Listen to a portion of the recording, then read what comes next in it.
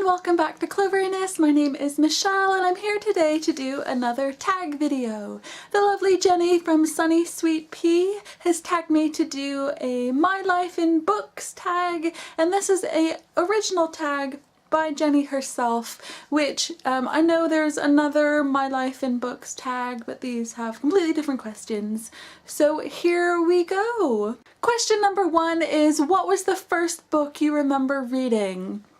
This was really difficult because I don't have that many early reading memories, but two books that really spring to mind when I read this question is Where the Wild Things Are, that wonderful picture book. I don't remember who introduced me to it or whatever, but I remember it being one of the first books that I really loved as a child. And the second book is another picture book, this time about a bat, I believe, and it was called Stella Luna, and it was this really pretty paperback book that my Aunt Joanne used to read to me, and I loved it. I would have never come across this book about bats unless she'd recommended it to me, and I do remember reading that on my own, and it was really, really pretty and beautiful. Question number 2 is, what books make up your childhood? And honestly, for this question I feel like, how much time do you have? But the book that there are quite a few books that just spring to mind right off the bat, and the first is definitely Charlotte's Web by E.B. White. I also read and loved E.B. White's other books, especially Stuart Little, which I thought was quite cute. I also really, really loved Roald Dahl's books. I loved Matilda. Matilda was my favourite. I loved it even more than Charlie and the Chocolate Factory, which loads of other kids in my class read and loved, and I remember getting into an argument about which is my favourite, and everyone was saying it has to be Charlie, and I was like, Matilda, I don't know what you're on about. I also really, really loved Dr. Seuss books. They're so much fun, and I love the rhyming and just the illustrations and everything. Well, question 3 is, what is the first series of books that you devoured? I think as soon as I started reading on my own, then I really started to devour lots and lots of different series at the same time.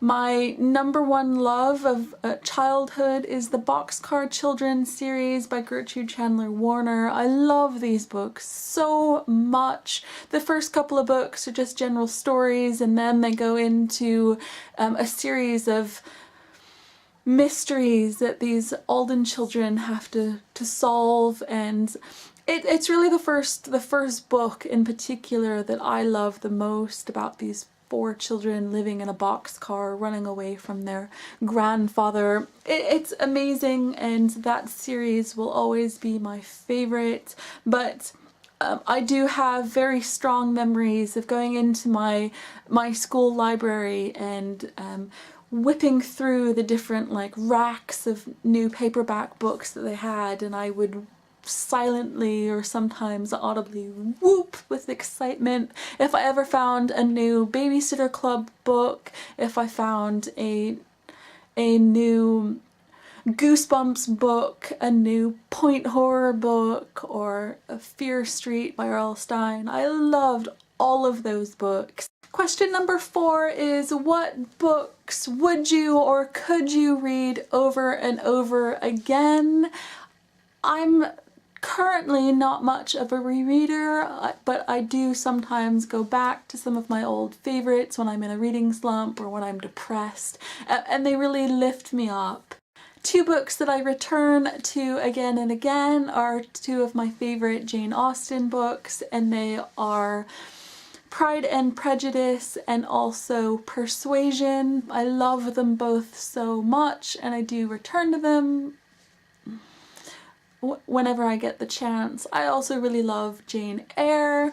One of my favorite books from when I was a preteen/teenager was The Outsiders by S.E. Hinton. I could read that book over and over and over again. I love it so much. Question number 5 is, what books take you back to a certain point in your life and why?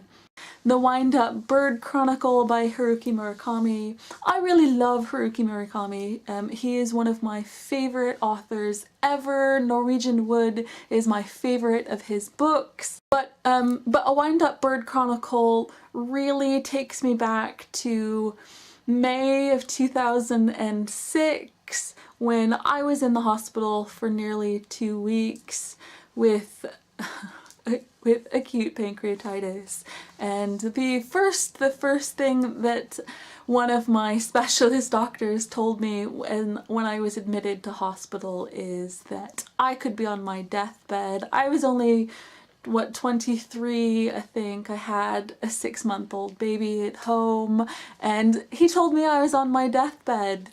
And it was a really difficult time period for me. Obviously I was in a great deal of pain, but I was reading A Wind-Up Bird Chronicle by Haruki Murakami during this time, and no matter how much time passes, I will always remember that feeling of hopelessness and dread and just so many feelings of thinking that I might not go past 23. It was awful.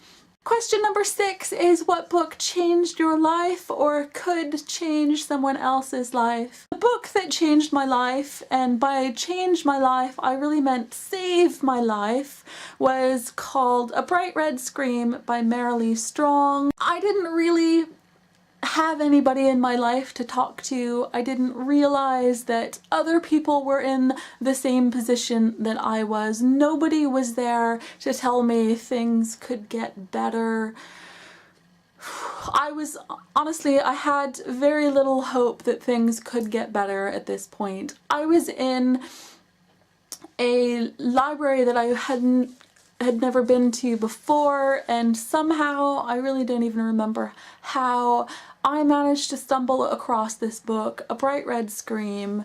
Something about the title sort of grabbed me. I picked it up, and it was this lady writing about people who have gone through self-harm. It was loads and loads of different stories that had been shared with her, and she gathered up all of these different stories of people who were in that position, and it was really just them telling their own stories, the things that had been happening in their lives and why they turned to self-harm in order to cope with the crap.